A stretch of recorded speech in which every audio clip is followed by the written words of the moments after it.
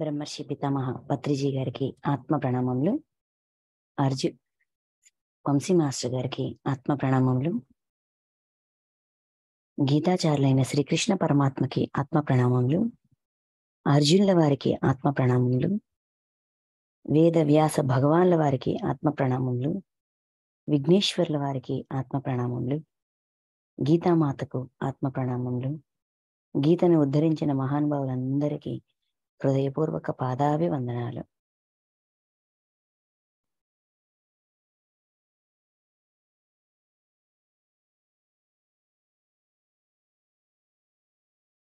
Okay friends, మనం శ్రీమద్ భగవద్గీత 4వ అధ్యాయం జ్ఞాన కర్మ సన్యాస యోగం 15 శ్లోకాలు చెప్పుకున్నాము. 1 నుంచి 15 శ్లోకాలు. ఈరోజు 16 నుంచి 30.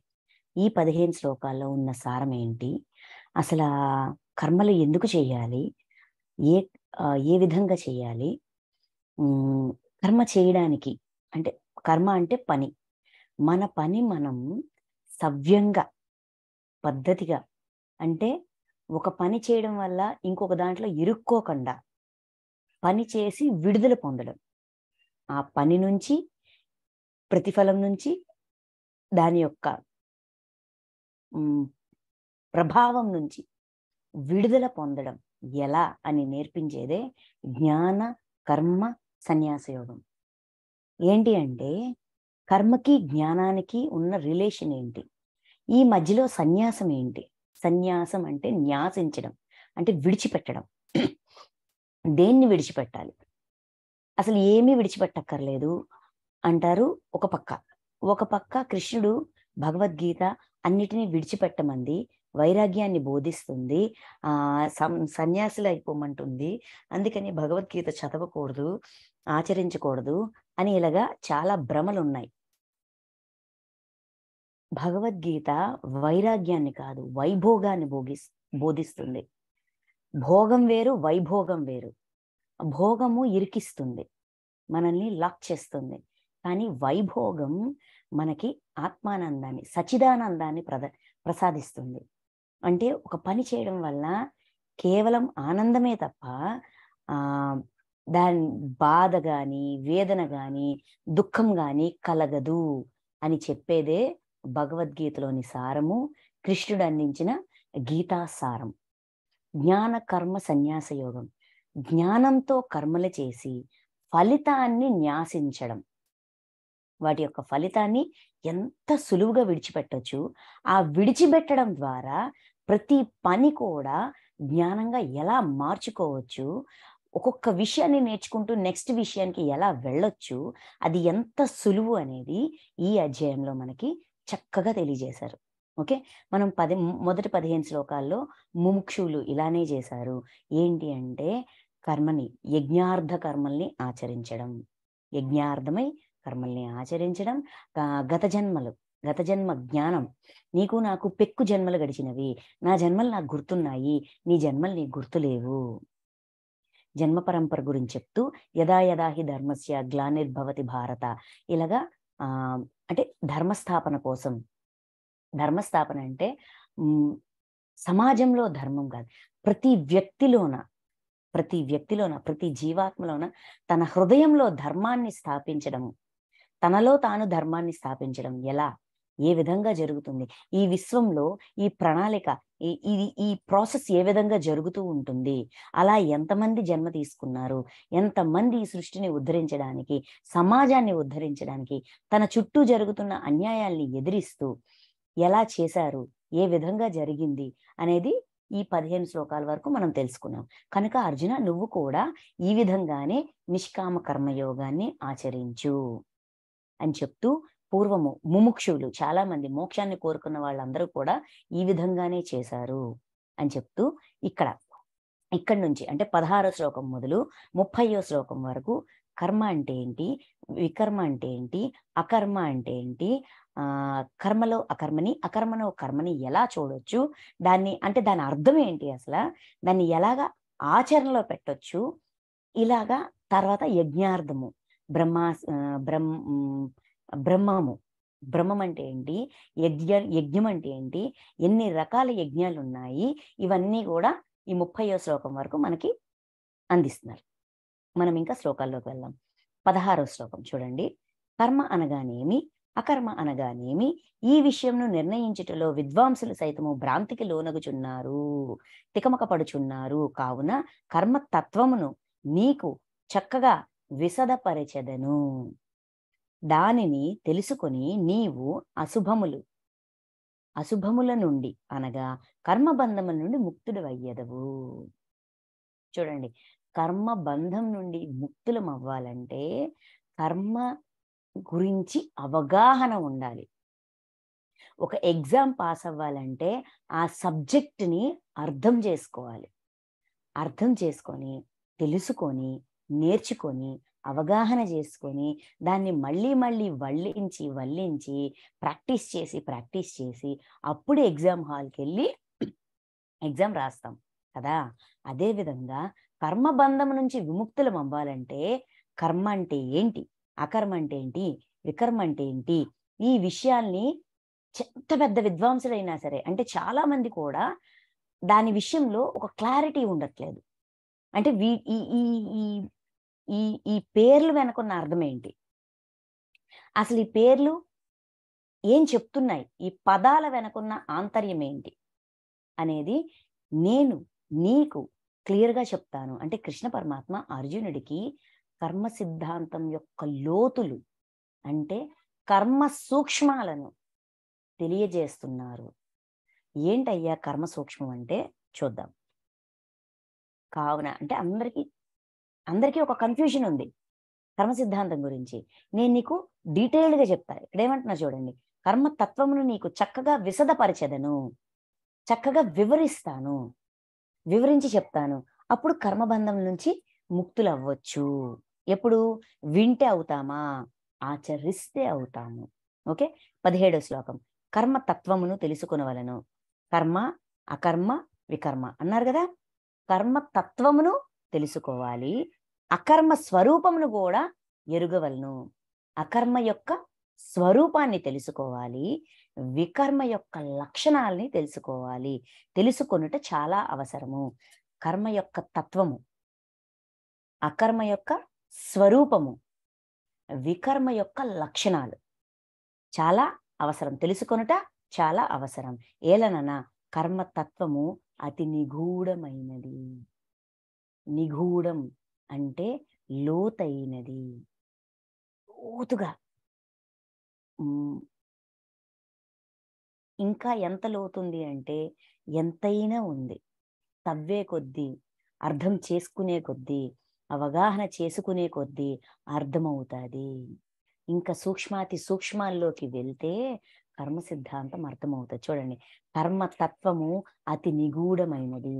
అందుకని కర్మ యొక్క తత్వం తెలుసుకోవాలి, అకర్మ యొక్క స్వభావం, దాని యొక్క స్వభావం తెలుసుకోవాలి, వికర్మ యొక్క లక్షణాలు తెలుసుకోవాలి అని చెప్తున్నారు. చెప్తూ 18వ శ్లోకం చూడండి. కర్మయందు అకర్మను, అకర్మయందు కర్మను దర్శించువాడు మానవులలో బుద్ధిశాలి, అతడు యోగి మరియు సమస్త కర్మలు చేయువాడు. ఇదండి టెక్నిక్. కర్మ సిద్ధాంతంలోని లోతేంటయ్యా, కర్మ తత్వంలోని నిగూఢత ఏంటయ్యా అంటే కర్మలో అకర్మను, అకర్మలో కర్మను చూడగలిగిన వాడు బుద్ధిశాలి. అంటే అతడే యోగి, సమస్త కర్మలు చేయువాడు. అంటే అన్ని కర్మల్ని చేసేవాడు యోగి. ఎవరయ్యా అంటే కర్మలో అకర్మను, అకర్మలో కర్మను చూడగలిగిన బుద్ధి ఉన్నవాడు. అంటే బుద్ధుడు, బుద్ధి వికసించిన వాడు ఈ విధంగా చూస్తాడు. ఎలా అంటే కర్మలో అకర్మని చూస్తాడు, అకర్మలో మళ్ళీ కర్మని చూస్తాడు. అసలు కర్మ అంటే ఏంటి, అకర్మ అంటే ఏంటి? ఓకే, కర్మ అంటే పని, కర్మ అంటే పని. అకర్మ అంటే ఆ పనిలో వచ్చిన ఎదురు దెబ్బలు. ప్రతి పని సక్సెస్ కాదండోయ్. మనం ఏ పని చేయాలనుకున్నా ఒక ధ్యానం గురించి సింపుల్గా మనం తీసుకుందాం. మనం లైఫ్ని, ఆధ్యాత్మికతని అన్నిటినీ సింపుల్గానే చూద్దాం. మనం కాంప్లికేట్ చేసుకోవద్దు. ఎందుకంటే లోతుల్లోకి వెళ్ళాలంటే మనం ఎంత క్లియర్గా ఉంటే మన మైండ్లో రకరకాల ఏమంటాము రకరకాల రూల్స్ అండ్ రెగ్యులేషన్స్ పెట్టుకుంటే మనకు అర్థం కాదు. మనం సింపుల్గా ఉంటేనే మనం కర్మతత్వం యొక్క నిగూఢత్వాన్ని, లోతుల్ని తెలుసుకోగలం, సూక్ష్మాలని తెలుసుకోగలం. సింపుల్గా చూద్దాం. మనం ఫర్ ఎగ్జాంపుల్ మన లైఫ్లో ఫస్ట్ మనకి వచ్చిన ఎదురు దెబ్బ ఏంటి? మనం ధర్మంలోకి వచ్చాక, ధ్యానంలోకి వచ్చాక. భౌతిక జీవితంలో అన్ని ఎదురు దెబ్బలే మ్యాక్సిమం. ఓకే, ధ్యానంలోకి వచ్చాము, ధ్యానం ఎవరో చెప్పారు, మనం చేసాము, దాని ఎఫెక్ట్ ఏంటో తెలిసింది, ఒళ్ళు తేలిక పడుతుంది, రిలాక్స్ అవుతున్నాము, స్ట్రెస్ నుంచి రిలీవ్ అవుతున్నాం. ఫస్ట్గా మనకు వచ్చిన ఎక్స్పీరియన్సెస్ ఇవే కదా. తెలుసుకున్నాక అయ్యో ఇంత సులువుగా స్ట్రెస్ రిలీవ్ అవ్వచ్చా, అందరికీ చెప్పాలి అనే తాపన పుడుతుంది. ఎందుకంటే పత్రి సార్ ఏం చెప్పారు? ధ్యానము, స్వాధ్యాయము, సజ్జన సాంగత్యము, ప్రబోధము. ఈ రోజు నేర్చుకుంది ఈ రోజు చెప్పేశాయి, ఈ నిమిషం తెలుసుకుంది మరో నిమిషం చెప్పేశాయి. అందుకని ధ్యానం గురించి చెప్పడం మొదలు పెడతాం. చెప్పిన వెంటనే వింటారా అండి ఎవరైనా? వినరు. పెద్ద చెప్పొచ్చావులే, నువ్వు చేసావా, నీవన్నీ సమస్య తీరిపోయిందా, ఇది ఎదురు దెబ్బ కాదా, విమర్శ కాదా? అలా విమర్శించారు, ఎదురు దెబ్బ తగిలిందని మనం చేయాల్సిన పని మనం మానేస్తాము. అది బుద్ధిశాలి కాదు. కర్మలో అకర్మ. ఒక పని చెయ్యాలనుకున్నప్పుడు విమర్శ వస్తుంది, ఎదురు దెబ్బ తగులుతుంది. ఎదురు దెబ్బ తగిలిందని పని మానేయకూడదు. అకర్మలో కర్మని ఓకే వీడు వినలేదు, ఇంకోటికి చెప్తాను, వాడికి వినే స్థితి వచ్చినప్పుడు వాడు వింటాడు. వాడికి ఇప్పుడు నేను చెప్పాను కదా అని వాడు వినాలని రూల్ లేదు కదా. ఆలోచించండి. నేను చెప్పాను కాబట్టి వాడు వినాలి, వెంటనే ధ్యానంలో కూర్చుని పోవాలి, వెంటనే బుద్ధుడు అయిపోవాలి అంటే సాధ్యమేనా? అంటే సింపుల్ కామన్ సెన్స్ అది, విచక్షణ జ్ఞానం.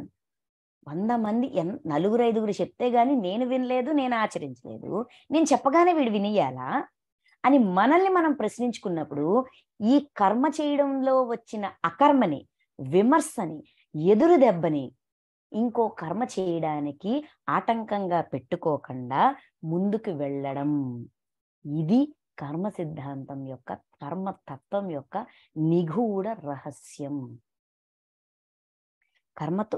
ప్రతి కర్మలో అకర్మ ఉంటుంది. అంటే మనం చేసే ప్రతి పనిలో ఎదురు దెబ్బ అనేది ఉంటుంది, విమర్శ అనేది ఉంటుంది. మ్యాక్సిమం 100 మంది పొగిడినా ఎవడో ఒక్కడు ఏదో ఒక మాట అంటారా అనరా?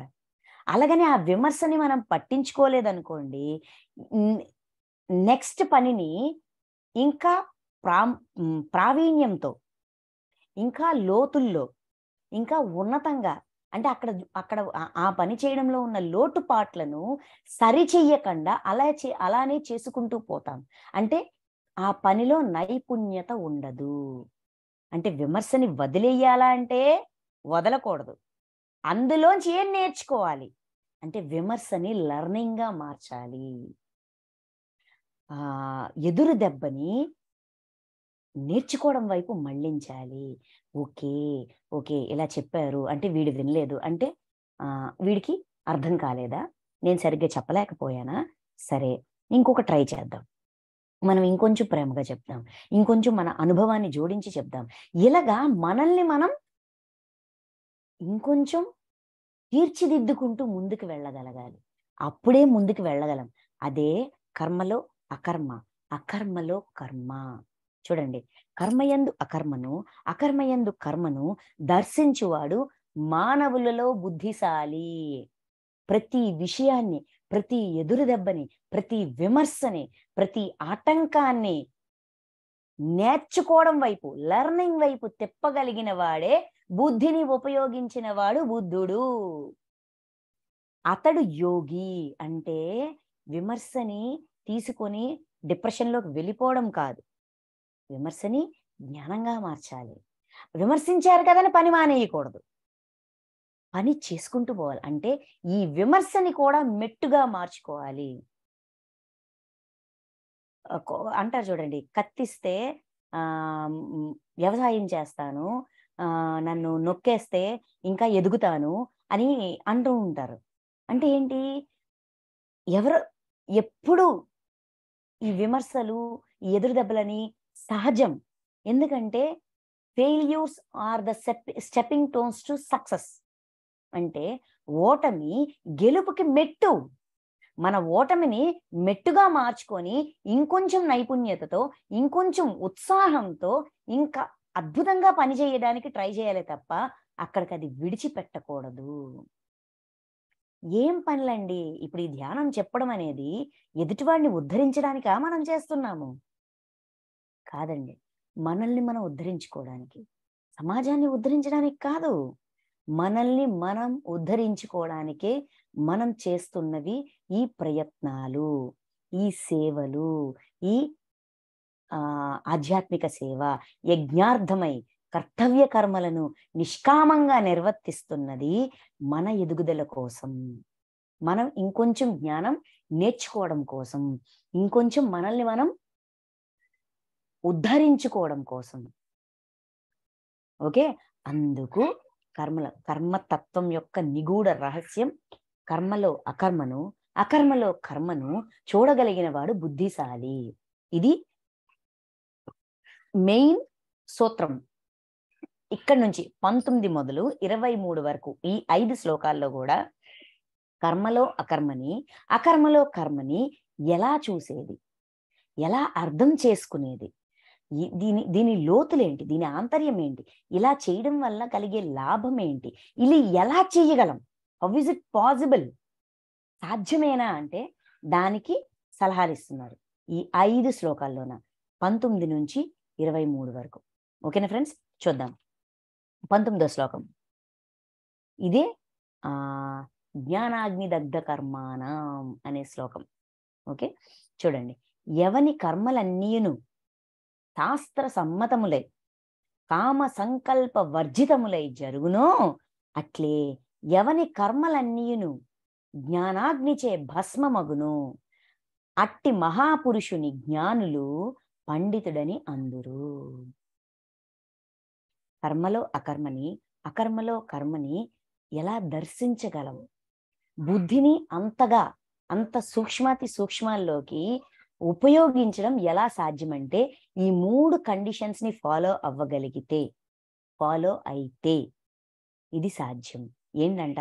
ఫస్ట్ పాయింట్, ఎవరి కర్మలన్నీను శాస్త్ర సమ్మతములై, ఫస్ట్ పాయింట్, కామ సంకల్ప వర్జితములై జరుగును అట్లే ఎవని కర్మలన్నీను జ్ఞానాగ్నిచే భస్మమగును అట్టి మహాపురుషుని జ్ఞానులు పండితుడని అందురు. మనం చేసే ప్రతి పని, ఫస్ట్ పాయింట్ ఏంటి? కర్మలన్నీ శాస్త్ర సమ్మతములై ఉండాలి. ఓకే, అంటే మనం చేసే ప్రతి పని కూడా శాస్త్రము ఆమోదించినదై ఉండాలి. ఏ శాస్త్రమైనా తీసుకోండి, వేదాలు తీసుకోండి, ఉపనిషత్తులు తీసుకోండి, లేదంటే పురాణాలు తీసుకోండి, వేదాంగాలు తీసుకోండి, ఏమైనా తీసుకోండి, అవన్నీ ఏం చెప్తాయండి? ధర్మాన్ని పాటించమంటాయి. ధర్మము అంటే విధి విధానాలు, జీవన విధానం. అంటే ఇంకా సింపుల్గా చూద్దామంటే ధర్మం అంటే అహింసో పరమో ధర్మ, హింస లేనిదే ధర్మము. అంటే శాస్త్రం ఏం చెప్తుంది? హింస లేని పని చేయమంటుంది. ఎవని కర్మలన్నీ శాస్త్ర సమ్మతములై అంటే మనం చేసే ప్రతి పనిలోన హింస 1% కూడా ఉండకూడదు. మన సావాచ కర్మణ త్రికరణ శుద్ధిగా హింస లేనిదై ఉండాలి.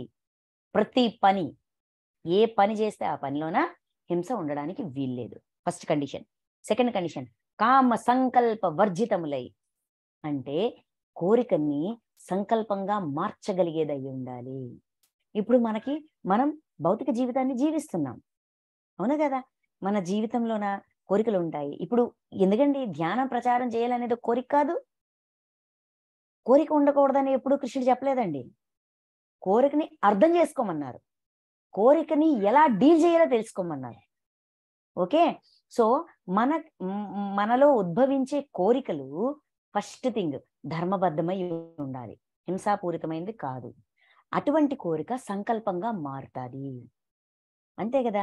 ధ్యాన ప్రచారం చెయ్యాలి అని ధ్యానానికి వచ్చిన మొదట్లో అనుకున్నప్పుడు బానే ఉంటది, కానీ పరిస్థితులు అనుకూలించవు. కానీ రాను మనలో అది ఒక సంకల్పంగా మారుతుంది. నలుగురికి చెప్పాలి, ఏదో మన ప్రయత్నం మనం చేద్దాం, అవకాశం కుదిరితే విడిచిపెట్టొద్దు అని అనుకుంటూ ఉంటాం. అంటే ఏంటి, ఆ కోరిక ఖచ్చితంగా తీరాలి అని అక్కడే భీష్మించి కూర్చోవడం కాదు. కలిగింది సరే, ఎప్పుడు నెరవేరితే అప్పుడు నెరవేరని అని దాన్ని అలా విడిచిపెడతాం. అది రాను రాను మనలో సంకల్పంగా మారుతుంది. కామ సంకల్ప వర్జితములై జరుగును. నెరవేరకపోయినా కూడా దాన్ని అలా విడిచిపెట్టి ముందుకి వెళ్ళగలుగుతాము. ఎలా అంటే ఇప్పుడు కర్మయందు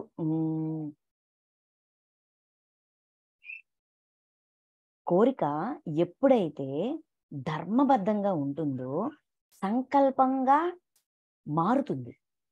మన కోరిక ధర్మబద్ధంగా ఉన్నప్పుడు అది సంకల్పంగా మారుతుంది. మారడమే కాదండోయ్, కాలక్రమేణా నెరవేరుతుంది. అలా నెరవేరిన కోరిక వలన ఆనందం వస్తుంది. ఆనందాన్ని పొందుతాం. ఎటువంటి ఆనందం అంట? బ్రహ్మానందాన్ని పొందుతాము. అందుకని ఆ కోరిక సంకల్పంగా ఎప్పుడు ధర్మబద్ధంగా ఉన్నప్పుడు. కర్మలన్నీను జ్ఞానాగ్నిచే భస్మమగును. చేసే ప్రతి పనిని కూడా జ్ఞానంగా మార్చుకుంటాము. ఇది ఎలా సాధ్యం? ఎలా సాధ్యం అంటే ఇప్పుడు మనకు ఒక సమస్య వచ్చింది.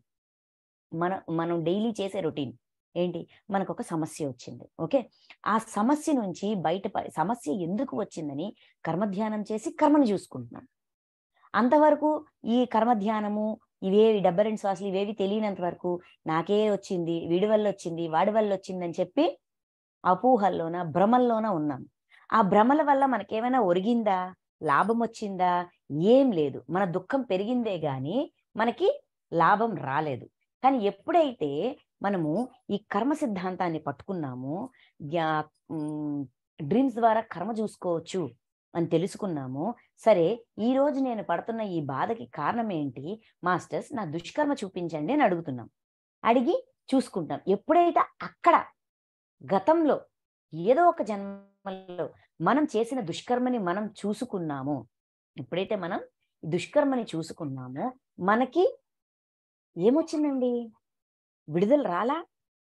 అయ్యో, అంత బాధ పెడితే ఇంతే పొందాను నేను, వాళ్ళు ఎంత బాధపడ్డారో, నా వాస్తవానికి నేనే సృష్టికర్తను అని మనలో ఒక రియలైజేషన్ వచ్చి మన బాధ నుంచి సగానికి సగం విముక్తి పొందామా లేదా?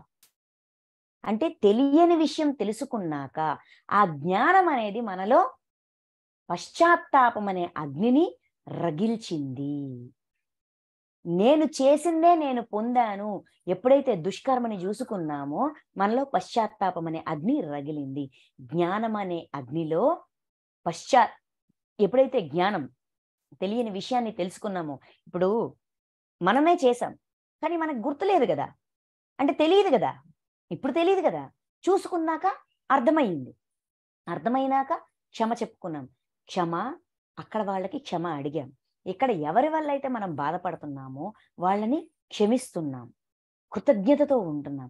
ఈ విధంగా ఉండడం వలన ఇటువంటి పొరపాటు చెయ్యకూడదు. అవునా? చేసిన తప్పు వలన ఇంత బాధపడుతున్నా అంటే ఇటువంటి తప్పు నేను మళ్ళీ చెయ్యకూడదు అని మనలోన ఒక పట్టుదల వస్తుంది. అవునా?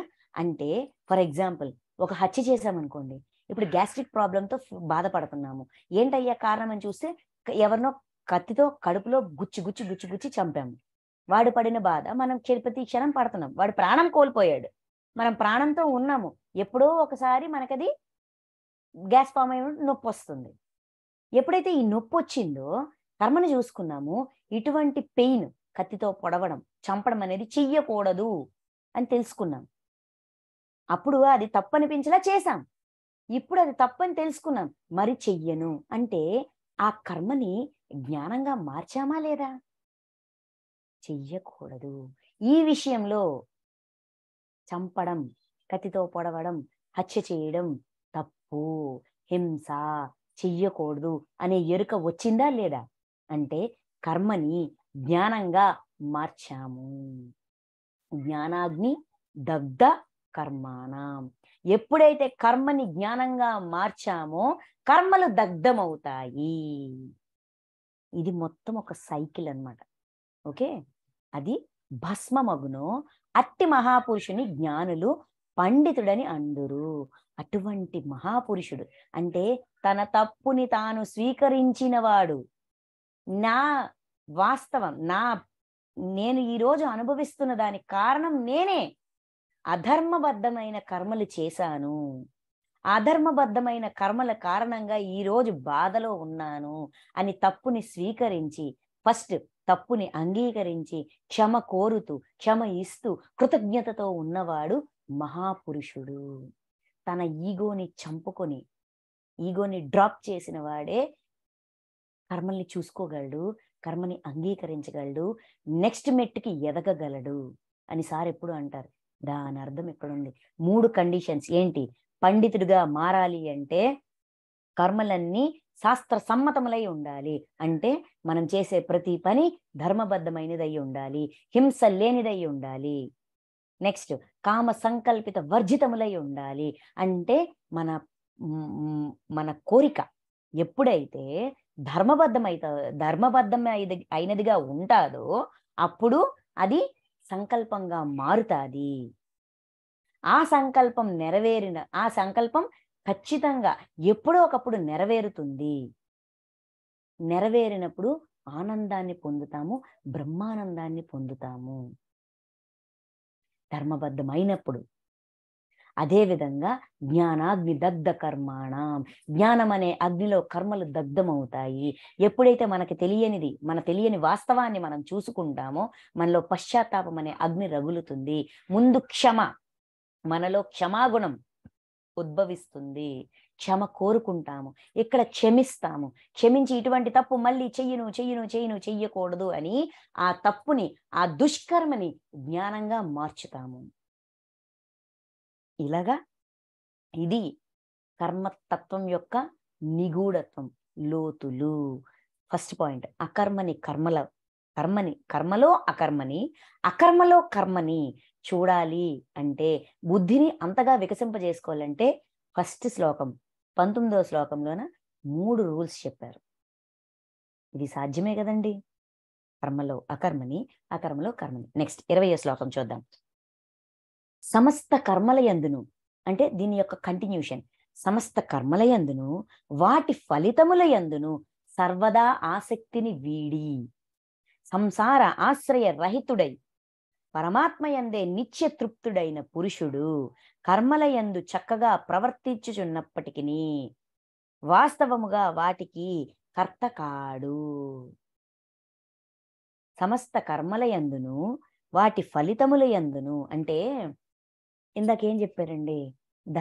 శాస్త్ర సమ్మతములైన కర్మలు, కామ సంకల్పిత వర్జితములైనవి, ఇవన్నీ చెయ్యొచ్చు అని చెప్పారు కదా. చెప్పాక అందరికీ డౌట్ వస్తుంది, నేను చేసే పని అంతా మంచిదేనండి, నేను ఎవరిని బాధ పెట్టట్లేదండి, నేను ఎవరిని ఇబ్బంది పెట్టట్లేదండి, నేను ధర్మబద్ధంగానే ఉన్నానండి అంటాం. అయితే ధర్మబద్ధంగా మనం ఉన్నామా లేదా, మన కోరికలు ధర్మబద్ధంగా ఉన్నాయా లేదా అంటే ఈ శ్లోకంలో చెక్ చేసుకోమంటున్నారు.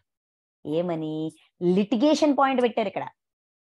సమస్త కర్మల యందును వాటి ఫలితముల యందును సర్వదా ఆసక్తిని వీడి సంసార ఆశ్రయ రహితుడై పరమాత్మయందే నిత్య తృప్తుడైన పురుషుడు కర్మల యందు చక్కగా ప్రవృత్తుడైనప్పటికీ వాస్తవముగా వాటికి కర్త కాడు. అంటే మనం చేసే పనికి మనం కర్త కాకపోవడం అంటే అర్థం ఏంటి అంటే, సమస్త కర్మల యందు వాటి ఫలితముల యందు ఆసక్తిని వీడి చేసే పని మీద, దాని ఫలితం మీద ఆసక్తి తీసేయాలి. ఇంటెన్షన్ అంటే ఎస్టిమేషన్ ఉండొచ్చు. ఎస్టిమేషన్ అంటే అంచనా. ఈ పని ఇప్పుడు ఒక పని చెయ్యాలంటే ఎలా చెయ్యాలి, ఏ విధంగా చెయ్యాలి, ఏం చెయ్యాలి అనేది అంచనా వేసుకుంటాం. ప్లానింగ్ ఉండాలి కదబ్బా. ప్లానింగ్ అనేది అవసరం, ప్లానింగ్ చేసుకోవాలి. కానీ నేను ఇలా ప్లాన్ చేసుకున్నాను కాబట్టి ఇలానే జరగాలి, ఇది ఈ విధంగానే ఉండాలి అని ఇంటెన్షన్ పనికిరాదు. అంటే అంచనా ఓకే, కానీ ఆ ఫలితం మీద ఆసక్తి, కర్మ మీద ఆసక్తి, నేను కాబట్టి ఇంత అద్భుతంగా చేయగలుగుతున్నాను, ఇలా ఆసక్తిని వీడి ఎప్పుడైతే పని మీద ఫలితం మీద ఆసక్తి ఉండడానికి వీల్లేదు. Okay, next. అలాగని ఆసక్తి పెట్టొద్దన్నారు, ఏమీ పట్టించుకోవద్దన్నారు కదండి, మరి ఎందుకండి సంసారం వదిలేనా అంటే, సంసార ఆశ్రయ రహితుడై, సంసారంలోనే ఉంటూ ఆశ్రయరహితుడై అంటే పని చేస్తూ బాధ్యతల్లో ఉంటూ నిర్వర్తిస్తూ ఉండాలి. అంటే బంధింపబడకుండా, బంధనాల్లో ఇరుక్కోకుండా, బంధాల్లో ఉంటూ బంధనాల్లో ఇరుక్కోకుండా, అంటే కొత్త కర్మల్లో ఇరుక్కోకుండా రహితుడై పరమాత్మ యందే నిత్య తృప్తుడైన పురుషుడు. అంటే ఇప్పుడు ఇది ఎలా సాధ్యమండి? సంసారంలో ఉంటూ పనులు చేస్తూ మళ్ళీ ఆసక్తి లేకుండా, సంసారంలో ఉంటూ పనులు చేస్తూ ఆసక్తి లేకుండా ఇది ఎలా సాధ్యమంటే, పరమాత్మతో నిత్య తృప్తుడైన వారు. ఎప్పుడైతే మనం పరమాత్మ సాంగత్యంని పొందుతామో, అంటే పరమాత్మతో కనెక్ట్ అయ్యి ఉంటాము. పరమాత్మ ఎక్కడ ఉన్నారండి? విశ్వమంతా ఉన్నారు. అంటే మనం ప్రతి ఒక్కరి నుంచి ఆ పరమాత్మ తత్వాన్ని, వాడు వేరు వీడు వేరు అనే భావన తీసేసి, మనకి చెప్పారు కదా ఏమని, ఏంటిది, చాతుర్వర్ణం మయా సృష్టం గుణకర్మ విభాగస్య, అంటే వేరుపాటు భావాన్ని తీసేయమన్నారు. ఎప్పుడైతే మన మైండ్లో, మన ఆలోచనలో వేర్పాటు భావం అనేది, విభేదన అనేది ఉంటుందో, మనం ఎవరితోని కనెక్ట్ అవ్వలేం, ఎవరిని దైవంగా చూడలేం. ఎవరిని దైవంగా చూడలేనప్పుడు వాళ్ళు ఇచ్చే సందేశాన్ని మనం క్యాచ్ చెయ్యలేం. ఓకే, పని చేసే విధానం, ఇప్పుడు ఒక పని చేయాలనుకున్నాము, కానీ అది ఎలా చేయాలి, ఏంటి సులువులు మనకి తెలియకపోవచ్చు, ఎలాగా సాధ్యపడుతుంది అనేది మనకి అర్థం కాకపోవచ్చు. అటువంటప్పుడు ఏం చెయ్యాలా? మనకి సహాయం అందించడానికి, హెల్ప్ చేయడానికి యూనివర్స్ ఎవరినో ఒకరిని ఇస్తుంది. ఎందుకంటే మన కోరిక ధర్మబద్ధమైనది కాబట్టి. సో ఆ విధంగా ఉన్నప్పుడు మనం కనెక్ట్ అవ్వగలం. అంటే వీడి నుంచే అందాలి, వాడి నుంచే అందాలి అనే ఒక భావన లేకుండా, సింపుల్గా, తేలికగా ఎప్పుడైతే మనం స్వీకరించగలుగుతామో, పరమాత్మ ఎవరి ద్వారానైనా అందిస్తారు. ఎందుకంటే ప్రతి ఒక్కరిలోనూ కూడా నిర్వాణమయ కోశం అనేది ఉంది. నిర్వాణమయ కోశం అనేది పరమాత్మ యొక్క స్థితి. 7వ శరీరం ద్వారా ఎప్పుడు కూడా అందిస్తూ ఉంటారు. 7వ శరీరం ద్వారా మనం విశ్వానికి కనెక్ట్ అయి ఉంటాం. మనం విశ్వానికి కనెక్ట్ అయ్యే మార్గం ఏంటయ్యా అంటే మన యొక్క నిర్వాణమయ కోశం. సో యోగులు వాళ్ళందరూ నిత్యం కనెక్ట్ అయి ఉంటారు. మనం అప్పుడప్పుడు కనెక్ట్ అవుతాం, డిస్కనెక్ట్ అవుతుంటాం. ఓకే, సో వాళ్ళ ద్వారా కూడా అందించబడుతుంది. చూడండి, పరమాత్మ యందే నిత్య తృప్తుడైన పురుషుడు అంటే ప్రతి ఒక్కరిలోన పరమాత్మని చూడగలిగిన జీవాత్మ నిత్యం తృప్తి పడుతూ ఉంటాడు. ఎందుకంటే వాడికి కావాల్సింది అందుతూ ఉంటది. సలహా, సూచన, ఫలం, ఎక్సెట్రా ఎక్సెట్రా, ఏదైతే అది. డౌట్ ఉందా, క్లారిఫై అయిపోద్ది. అర్థం కాలేదా, అర్థమయ్యే విధంగా చెప్పబడుతుంది. విషయం అందించబడుతుంది. అది చెప్తున్నారు. కర్మల యందు చక్కగా ప్రవృత్తుడైనప్పటికీ, అంటే ఈ విధంగా ఉండి తన పని తాను చేసుకుంటూ పోతున్నప్పటికీ, వాస్తవంగా వాడికి కర్మలు, వాటికి అంటే కర్మలకు కర్త కాడు. తన పనులకు, తను చేసే పనికి తాను కర్తగా ఉన్నాడు. ఎందుకంటే తనలో భావన లేదు. ఎటువంటి భావన అంటారు? చెయ్యాలి, చేశాను, పని చెయ్యాలి, చేశాను, అందులో విమర్శ వచ్చింది, ఓకే, దాన్ని లెర్నింగ్గా మార్చి మళ్ళీ పని చేసుకుంటూ పోయాను. ఇప్పుడు మనం ఇందాక చెప్పిన ఎగ్జాంపుల్నే కంటిన్యూ చేద్దాం.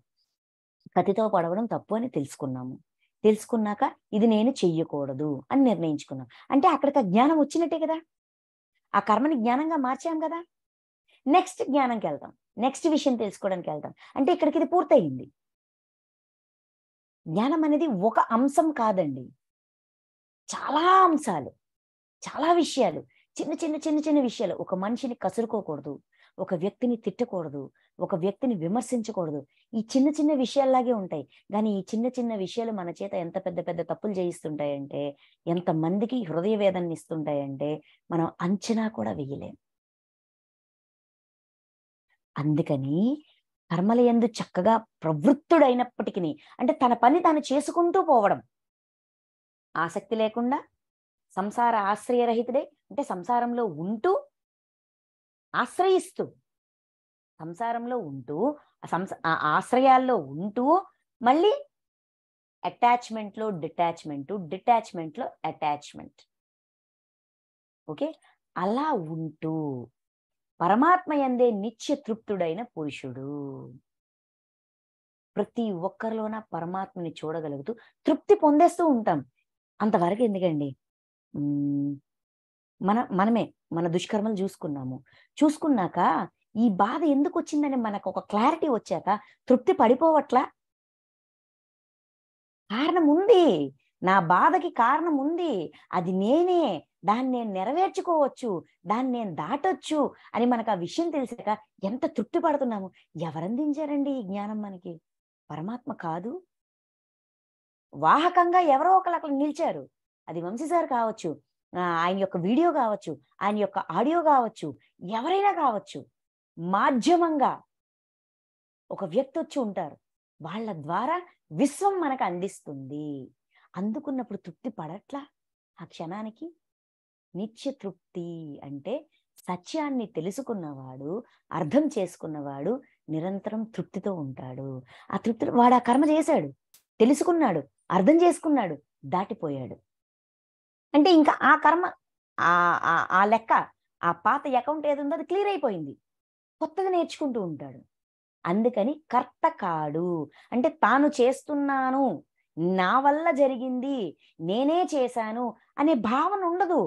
నెక్స్ట్ ఏంటి, ఇంకా చూపించండి, నాకు ఇప్పుడు ఒక థైరాయిడ్ ప్రాబ్లం ఉంది, దీని కారణమైన కర్మలన్నీ చూపించేయండి, ఉదంతతోటి చూపించండి, చూసుకొని క్లియర్ చేసుకుంటా.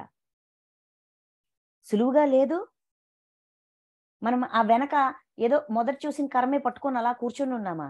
నెక్స్ట్ ఏంటి అంటూ వెళ్ళట్లా, ముందుకు నడవట్లా. కర్త ఎలాగవుతామండి?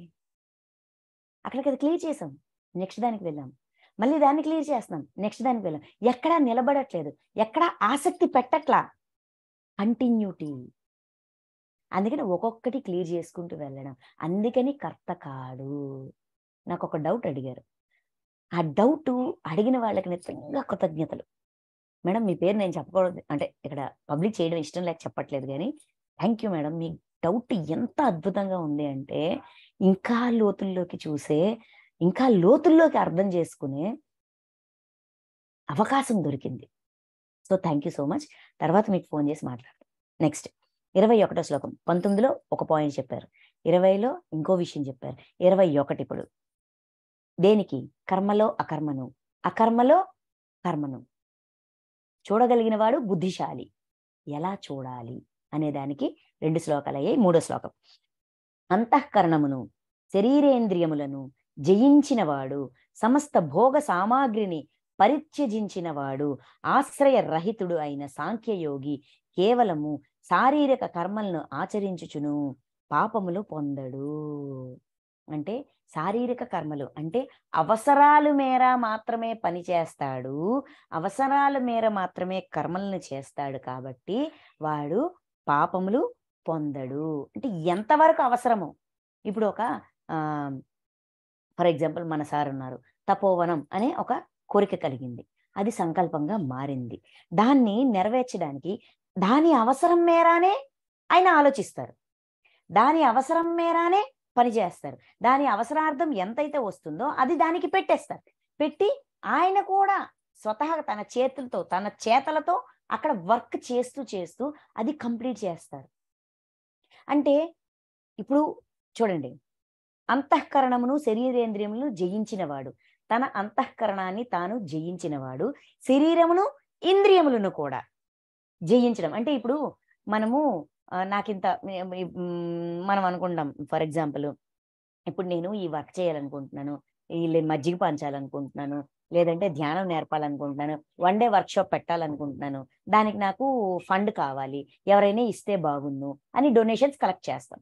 ఆ డొనేషన్స్ వచ్చేటప్పుడు నేను ఆ డబ్బు చూసి నేను గాని లోబడిపోయాననుకో, నా అంతఃకరణము, నా శరీరము, ఇంద్రియములు నన్ను టెంప్ట్ చేస్తాయి. ఎందుకంటే నాకు గత గుణం ఉంది కదా, ఏదో ఒకటి టెంప్ట్ చేస్తాయి. చాలా మంది కామన్గా ఎవరైనా సరే టెంప్ట్ అవుతారు. అయితే జయించిన వాడు అవి టెంప్ట్ చేసినప్పుడు టెంప్ట్ అయిపోకుండా, అంటే వాటి మాయలో పడిపోకుండా వాటిని జయించి, ఇవి దేనికోసం అడిగాము, దేనికోసం వచ్చాయి, దానికే వాడాలి అనే క్లారిటీలో ఉన్నవాడు, సమస్త భోగ సామాగ్రిని పరిత్యజించినవాడు. సమస్త భోగ సామాగ్రి అంటే ఆ వచ్చిన దాన్ని భోగాల కోసం, సుఖం కోసం ఉపయోగించకుండా, అంటే ఇది మనం కొన్ని పనులు చేస్తూ ఉంటే మనకి కీర్తి, కాంతం, కనకం అనేది యూనివర్స్ ఇస్తూ ఉంటుంది. అక్కడే ఆగిపోకుండా పరిత్యజించి దాన్ని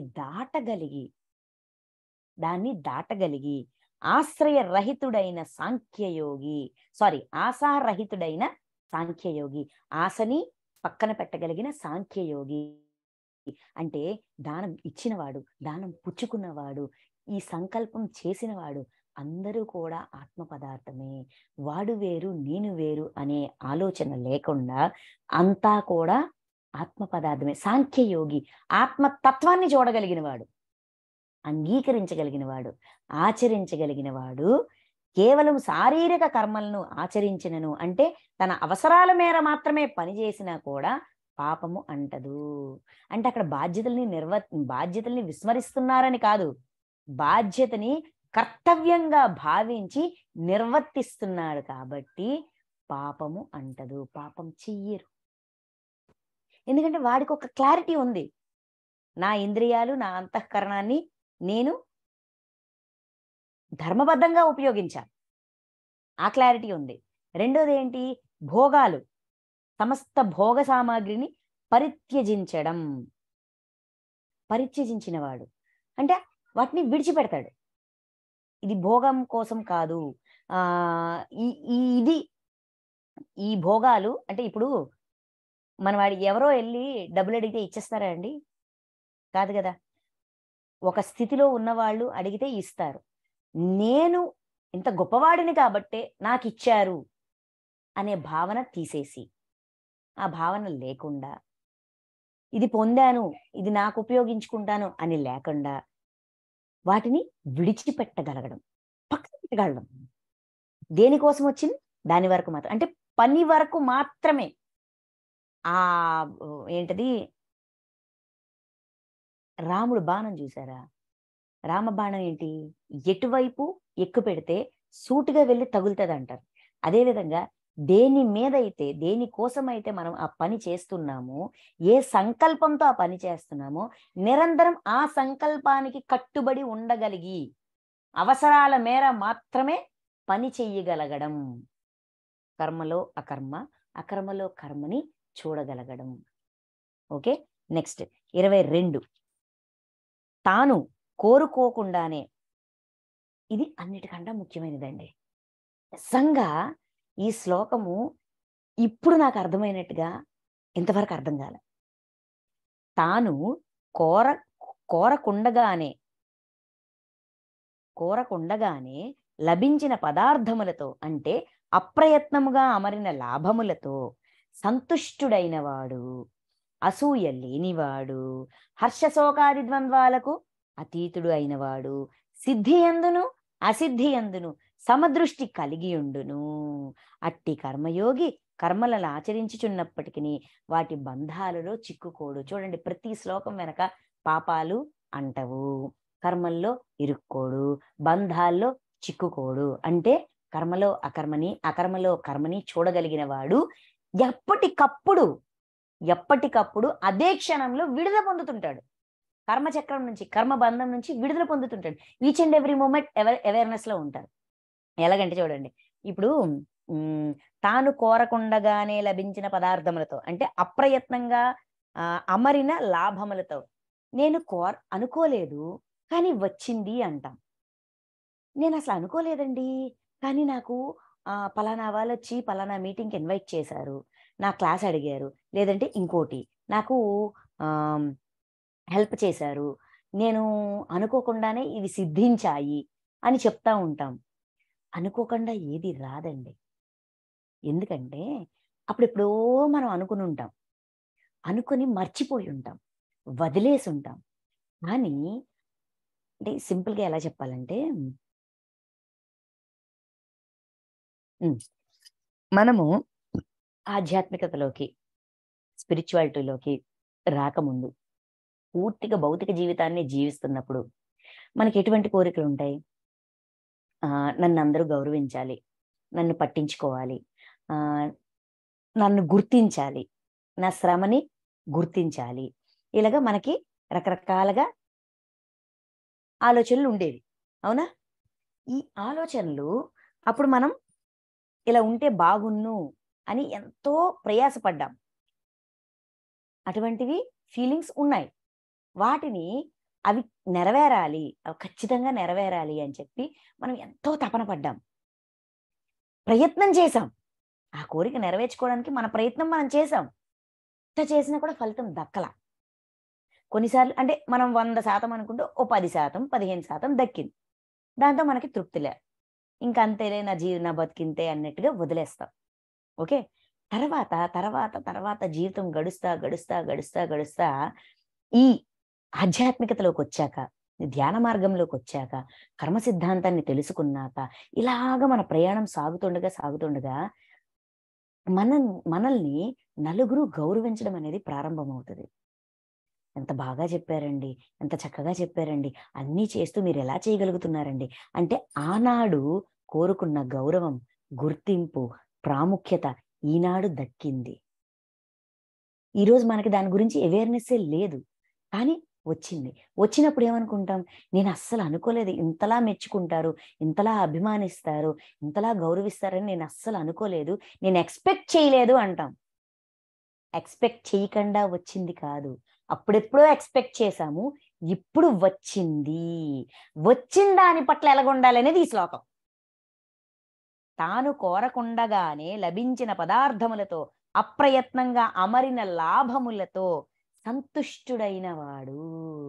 అమ్మో! నాకెందుకొచ్చింది? అమ్మో! ఇలా పొగుడుతున్నారే నేను నరకంలోకి వెళ్ళిపోతానేమని భయపడిపోకుండా, బెదిరిపోకుండా తృప్తి పొందాలి. సంతుష్టుడవ్వాలి. సంతుష్టుడయ్యి అసూయ లేనివాడు. ఆ! అడిగినప్పుడు రాలేదు గానీ, ఇప్పుడొచ్చింది. అసూయ లేకుండా, హర్ష శోకాది ద్వంద్వములకు అతీతంగా ఉంటూ, అంటే అబ్బా! నేను కష్టపడ్డాను. నేనింత పని చేశాను నాకొచ్చింది అని ఆనందించేసి విపరీతమైన ఆనందంలోకి వెళ్ళిపోగాని, లేదంటే ఆహ్, అప్పుడనుకున్నాను రాలేదు, ఇప్పుడొచ్చిందని శోకం, వేదన. అంటే ఇప్పుడు కొన్నిసార్లు ఒకప్పుడు కోరిన కోరిక ఇప్పుడు నెరవేరుతుంటే అది వరంగా కంట శాపంగా మారిపోతది. శాపంగా అనిపిస్తది. తోస్తది. అలా తోస్తుంది. అలాగ మనకి తోస్తుందంటే మనం తృప్తి పడల. అది ఎలా నెరవేరిందని కాదు. నెరవేరిందా లేదా? అబ్బబ్బబ్బబ్బా! ఏమిచ్చారయ్యా! ఏమిచ్చారు? తృప్తి పడిపోతాం. తృప్తి పడిపోతే అక్కడికది నెరవేరిపోతది. సంతుష్టి చెందామా ఆ అకౌంట్‌కి అక్కడ ఆ చక్రం అక్కడ క్లోజ్ అవుద్ది. చెందకంట హర్ష, శోకాది ద్వంద్వాలకు అతీతంగా ఉండడం. అంటే accept as it is condition. ఎలా వచ్చింది? ఎప్పుడొచ్చిందని కాదు. నువ్వు కోరుకుందొచ్చిందా లేదా? యాక్సెప్ట్ చెయ్యి. తృప్తి పడు. సిద్ధించింది. సిద్ధి పట్ల, అసిద్ధి పట్ల చూడండి. సిద్ధి యందును, అసిద్ధి యందును సమదృష్టి కలిగియుండును. సిద్ధించిందయ్యా! తృప్తి పడిపో. ఆ క్షణానికి ఎనర్జీగా మార్చుకో. Thank you universe. Thank you so much అని దాన్ని ప్రోత్సాహంగా మార్చుకొని ఇంకొంచెం ముందుకి, ఇంకొంచెం ఉత్సాహంతో, ఇంకొంచెం పని చేయడానికి ఉపయోగించాలే తప్ప అక్కడ ఆగిపోకూడదు. ఎవరిని తప్పు పట్టకూడదు. కర్మలో అకర్మని, అకర్మలో కర్మని ఇది చూడడం అంటే. బుద్ధిని కర్మలో అకర్మని, అకర్మలో కర్మని చూసే వైపుగా మళ్ళించాలి. అంటే కర్మని జ్ఞానంగా మార్చాలి అంటే ఇదయ్యా సూత్రం. ఇది చెప్తున్నారు. అట్టి కర్మయోగి కర్మల్ని ఆచరించుచున్నప్పటికిని వాటి బంధములలో చిక్కుకోడు. నాకు ఒక మేడం చెప్పారు. ఏమని అంటే, గతకాలపు కర్మల యొక్క ప్రభావము ప్రస్తుత కర్మ మీద పడకుండా జాగ్రత్త పడాలి. గతకాలపు కర్మల యొక్క ప్రభావము ప్రస్తుత కర్మల మీద పడకుండా జాగ్రత్త పడాలి. అది ఇది వచ్చింది, పొందాము, తృప్తి పడిపోవాలా. తృప్తి పడిపోయి అక్కడికది రిలీజ్ చేసేయాల. తృప్తి పడ్డామా రిలీజ్ అయిపోతుంది, ఆ కోరిక నెరవేరిపోతుంది, దాని అకౌంట్ క్లోజ్ అయిపోతుంది. తృప్తి పడకుండా తప్పు పడుతూ అలాగా ఇలాగా ఇప్పుడెవడికి కావాలి, చెప్పేర్లే చేసేర్లే, అమ్మో వద్దులే అని భయపడుతూ ఇలాగా రకరకాల భావనలు దానికి జోడించామా అది అలా పెండింగ్ లోనే ఉంటది. అది చెప్తున్నారు, కర్మలో అకర్మని, అకర్మలో కర్మని చూసే విధానం. నెక్స్ట్ ఆఖరి శ్లోకం 23.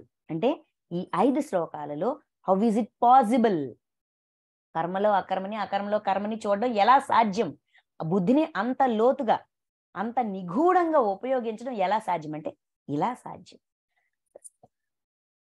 ఎందుకు అలా చూడాలి? చూడండి, కోరకుండగానే లభించిన పదార్థాలతో సంతుష్టుడైన వాడు, అసూయ లేనివాడు, హర్షసౌగాది ద్వంద్వాలకు అతీతంగా ఉన్నవాడు, సిద్ధియందు అసిద్ధియందు సమదృష్టి కలిగి ఉండును. అట్టి కర్మయోగి కర్మబంధాల్లో చిక్కుకోడు. ఎందుకు చిక్కుకోడు అంటే ఏలనన 23వ శ్లోకం, ఆసక్తి, దేహాభిమానము, మమకారము ఏమాత్రము లేనివాడు. వాడెందుకు కర్మంలో చిక్కుకోడయ్యా అంటే వాడిలో ఆసక్తి, దేహాభిమానము, మమకారం 3 లేవు. వచ్చిందా నాకే నాది ఆసక్తి, ఇది నాది నేను అనే ఆసక్తి, ఇంటెన్షన్ లేదు, అది రావాలి అనే ఇంటెన్షన్ లేదు. అందుకని దేహాభిమానం అంటే దేహం మీద అభిమానము. దేహ పోషణ కోసం మన బాధ్యత మనం నిర్వర్తించాలి. అలాగని లేని దాన్ని కోసం పాకులాడకూడదు. దేహం మీద అభిమానం ఉండాలి, ఎందుకంటే ఇది కూడా మన బాధ్యతే. పంచభూతాలు మూల ప్రకృతి నుంచి తయారైంది ఈ దేహము, అంటే పరమాత్మ యొక్క భాగం శరీరం. మూల ప్రకృతి అంటే ఏంటి? పంచభూతాలు, భూమి, ఆకాశం, నీరు, నిప్పు, గాలి, వీటన్నిటి నుంచి ఇవన్నీ మూల ప్రకృతి, అంటే పరమాత్మ యొక్క పార్ట్, ఒక భాగం. ఆ భాగంతో తయారయ్యిందే ఈ దేహం. అంటే దేహం మీద అభిమానం ఉండాలి. దేహం మీద ఏమంటాము, భగవంతుడి ఇచ్చిన శరీరం పట్ల బాధ్యత ఉండాలి. దానికి కావాల్సిన అంటే ఫిజికల్ యాక్టివిటీ, ఆహారము, పోషకాలు. శరీరం కణాలతో నిర్మితమైంది, కణాలకు కావాల్సిన పోషకాలు అందించడం మన బాధ్యత. దాన్ని శుభ్రంగా ఉంచడము మన బాధ్యత. అంతేగాని ఇక్కడ దేహాభిమానం అంటే దేహాభిమానం లేనివాడు అన్నారు. అంటే శరీరాన్ని గాలికి వదిలేసి అట్ల కట్టేసి కంపు కొట్టించేసి స్నానం చేయడం, ఏ దేహం ఏంటండి అంతా ఆత్మేనండి అని చెప్పి మూర్ఖంగా ప్రవర్తించడానికి పనికిరాదు. అలాగని లేని రంగు తెచ్చుకోవడానికి ఏవేవో ప్రయత్నాలు చేసి దేహాన్ని హింసించడానికి పనికిరాదు. అతి పనికిరాదు, మితి పనికిరాదు, మధ్య మార్గం. దేహం పట్ల ఉన్న బాధ్యతని నిర్వర్తించాలి, అంతవరకే. మమకారం అంటే నా దాని పట్ల ఒక భావన, నాది కాని దాని పట్ల ఒక భావన. ఇది పనికిరాదు. ఇప్పుడు నా ఇల్లు అయితే శుభ్రంగా ఉంచుకుంటా, నా రోడ్లు, నా వీధులు నాకు సంబంధం లేదు, చెత్త చేస్తా. ఇది పనికిరాదు. అంతా ఒకటే. నా ఇల్లు నా వీధిలో ఉంది, నా వీధి నా ఊర్లో ఉంది. ఇల్లుని ఎంత శుభ్రంగా ఉంచుకోవాలో వీటన్నిటిని కూడా అంతే శుభ్రంగా ఉంచుకోవాలి. కొత్త బంధాల్లో వాడు అనుకోకుండా వచ్చిన వాటితో సంతుష్టుడైన వాడు కొత్త బంధాల్లో, కొత్త కర్మబంధాలు ఎందుకు ఇరుక్కోడంటే వాడిలో ఆసక్తి లేదు, మమకారం లేదు, దేహాభిమానం లేదు, అందుకని ఇరుక్కోడు. ఎక్కడ ఎంత వాడాలో ఎంత ఉండాలో వాడికి క్లారిటీ ఉంది. యోగికి క్లారిటీ ఉంటది. మనం యోగులం అవ్వాలి కదా, అంటే మనకు ఆ క్లారిటీ ఉండాలా. ఇంకా పరమాత్మ జ్ఞానమునందే నిరంతరము మనసు లగ్నమునర్చిన వాడు అంటే నిరంతరము ఆ పరమాత్మ తత్వాన్ని ఆచరిస్తున్నవాడు, అర్థం చేసుకుంటున్నవాడు. పరమాత్మ తత్వం అంటే అందరిలోనూ ఉన్నారు, అంతటా ఉన్నారు. ప్రతి గాలి కణం కూడా పరమాత్మ యొక్క రూపమే. ఆయనకంటూ ప్రత్యేకించి రూపం లేదు. అనంతమైన జ్ఞాన స్వరూపం, అనంతమైన చైతన్య స్వరూపం, అనంతమైన శక్తి స్వరూపం. శక్తి పరమాత్మ, జ్ఞానం పరమాత్మ, చైతన్యం పరమాత్మ. రూపం ప్రతి కణంలోన ఉన్నారు. సో ఈ అవేర్నెస్ నిరంతరం ఉంచుకోగలగడం. కేవలము యజ్ఞార్థమే కర్మల్ని ఆచరించువాడు అగు మనుష్యుని యొక్క కర్మలన్నీను పూర్తిగా విలీనములగును, అనగా మిగిలి ఉండవు. యజ్ఞార్థము సేవాభావంతో మాత్రమే కర్తవ్య కర్మల్ని నిష్కామంగా నిర్వర్తించేవాడు. వాడు అలా ఉంటాడు కాబట్టే కర్మబంధాల్లో ఇరుక్కోడయ్యా. అంటే ఏంటండి? మనం అలా ఉండాలి. మనం కర్మ సిద్ధాంతాన్ని, కర్మతత్వాన్ని, దాని యొక్క నిగూఢతని అర్థం చేసుకోవాలి. ఇంకా వికర్మ అంటే చెయ్యకూడని పనులు, హింసాపూరితమైన పనులు వికర్మ అంటారు. ఓకే, ఇక్కడతో కర్మలో అకర్మ, అకర్మలో కర్మ అనే విధంగా చూడడం, ఆచరించడం, ముందుకు సాగడం ఎలా సాధ్యం అంటే పని చేయడానికి కూడా ఒక ప్రాసెస్ ఉంది. ఆ ప్రాసెస్ ప్రకారం చేస్తే మనం ఎక్కడ ఆగము, ఇరుక్కోము. ఎందుకంటే ఆసక్తి లేదు, ఫలితం మీద ఆసక్తి లేదు, బాధ్యత, అమ్మో నా బాధ్యత, నేను చెయ్యాలి అని అనుకున్నాం అనుకోండి, వాళ్ళు ఏదైనా మనల్ని గుర్తించిపోతాయి. ఫర్ ఎగ్జాంపుల్ మనం ఉన్నాము, ఇప్పుడు ఇవన్నీ తెలుసుకున్నాక ఇంట్లో అత్తమామల్ని వాళ్ళని మాట అనకుండా జాగ్రత్త పడడం, వాళ్ళని అనకూడదు, మనం హింసించకూడదు, మాటతో కానీ, చేతలతో కానీ, చేష్టలతో కానీ, ఆలోచనలతో కానీ ఎవరిని హింసించకూడదు అని తెలుసుకున్నాం కదా. మనం చేస్తున్నాం కదా, చేస్తున్నా కూడా బాధ్యతగా భావించి చేస్తున్నాము, అంతవరకు భారంగా భావించాము, ఇప్పుడు బాధ్యతగా భావించి చేస్తున్నాము, అయినా కూడా వాళ్ళు పట్టించుకోవట్లేదు, ఎంత బాధ్యతగా ఉన్నా కూడా విమర్శిస్తున్నారు. ఈ కంప్లైంట్ ఉందా లేదా? అందరికీ ఉంది. బాధ్యతగా భావిస్తే ఎక్స్పెక్టేషన్ ఉంటది, మనల్ని గుర్తించాలి, మన శ్రమని గుర్తించాలి, మన ఔన్నత్యాన్ని గుర్తించాలి, మన ప్రేమని గౌరవాన్ని గుర్తించాలి అనే ఎక్స్పెక్టేషన్ ఉంటది. ఎప్పుడైతే ఆ బాధ్యతని కర్తవ్యంగా, యజ్ఞార్థము, చూడండి, యజ్ఞార్థమే కర్మల్ని ఆచరిస్తామంటే సేవగా భావిస్తాము. ఎందుకండి 10 సార్లు సేవగా భావించాలి? నాకు అర్థం కాదు. ఎందుకు సేవ సేవ సేవ సేవ, యజ్ఞార్థం యజ్ఞార్థం యజ్ఞార్థం ఎందుకు అంటున్నారు? ఎందుకంటే ఒకే ఒక్క కారణం, మనం ఎవరిని ఉద్ధరించట్లే. గతంలో మనము ఏ బాధలనైతే ఇచ్చాము, ఏ ఇబ్బందినైతే కలిగించాము, ఆ ఇబ్బంది వల్ల కలిగిన ఆ నష్టాన్ని పూడ్చుతున్నాము. ఆల్రెడీ నష్టం చేస్తాం, నష్టాన్ని ఇప్పుడు పూడుస్తున్నాము, పూడ్చే ప్రయత్నం చేస్తున్నాము. నష్టాన్ని పూడ్చేటప్పుడు సేవాభావంతోనైతేనే నష్టం పూడుతుంది, అవునా కదా? సేవాభావంతో ఉంటేనే అక్కడికి అది కట్ చేయగలం. లేదంటే బాధ్యత అనుకున్నామా, మళ్ళీ ఎక్స్పెక్టేషన్ వస్తుంది. అంటే కర్మలో అకర్మని గుర్తించలేము, విమర్శ వస్తుంది, నింద వస్తుంది, అడ్డంకులు వస్తాయి. అడ్డంకి వచ్చింది కదా అని మన ధర్మం నుంచి మనం పక్కకి వెళ్ళిపోతే దారి మళ్ళీపోతాం. చేరాల్సిన గమ్యం ఒక్కటే, దారులు వేరు. ఈ దారి సులువైనది, ఆచరించడానికి మొదట్లో కష్టంగా ఉన్నా ఆచరించగా ఇంతటి సూక్ష్మంలో మోక్షం అనేది ఇంకోటి ఉండదు. అందుకని యజ్ఞార్థం చేయమంటున్నారు. ఎందుకు సేవాభావంతో చేయాలంటే ఆల్రెడీ నీ వల్ల నష్టపోయారు. మన వల్ల నష్టపోయిన వాళ్ళకి మనం క్షమాపూర్వకంగా, కృతజ్ఞతాపూర్వకంగా సేవ చేస్తున్నాము. సేవాభావంతో చేస్తే ఎక్స్పెక్టేషన్ ఉండదు, ఆటోమేటిక్గా అది యజ్ఞార్థ కర్మ అవుతుంది. యజ్ఞార్థం అప్పుడు నిష్కామంగా మార్చగలము, నిష్కామంగా చెయ్యగలం. కర్తవ్యంగా భావించినప్పుడే నిష్కామంగా చెయ్యగలము. కర్తవ్య కర్మ నిష్కామంగా చెయ్యడమే యజ్ఞార్థ కర్మ అవుద్ది. ఇదండి లెక్క, కర్మతత్వం యొక్క నిగూఢత్వం. ఇక్కడ 24 నుంచి 30వ శ్లోకం, ఈ 7 శ్లోకాల్లోన యజ్ఞాలు అంటే తపోరూప యజ్ఞము, ఈ సాధనారూప యజ్ఞము, ఇలా రకరకాల యజ్ఞాలు. అంటే ఇక్కడ కృష్ణ పరమాత్మ ఏం చెప్తున్నారంటే ఒక్కొక్కరిది ఒక్కొక్క విధానం, ఒక్కొక్కరిది ఒక్కొక్క విధానం. ఏంటి ఈ పనిని సేవగా భావించడానికి, సేవాభావంతో పని చెయ్యడానికి ఒక్కొక్క మార్గాన్ని ఎంచుకుంటాము. అన్ని మార్గాలు గొప్పవే, ఏదీ తక్కువ కాదు, అన్ని మార్గాలు గొప్పవే. ఈ శ్లోకం 24వ శ్లోకం చాలా ఫేమస్, అందరికి బాగా తెలుసు. బ్రహ్మార్పణం, బ్రహ్మ హవిహి, బ్రహ్మాగ్నౌ బ్రహ్మణాహుతం, బ్రహ్మైవ తేన గంతవ్యం, తేన గంతవ్యం బ్రహ్మ కర్మ సమాధినా. అంటే యజ్ఞ